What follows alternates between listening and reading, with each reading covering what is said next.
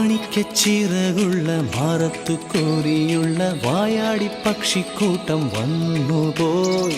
കാടൊന്നു കാണാനായി കൂടൊന്നു കൂട്ടാനായി ആകാശപ്പുഴ നീതി കുതിച്ചുപോയി.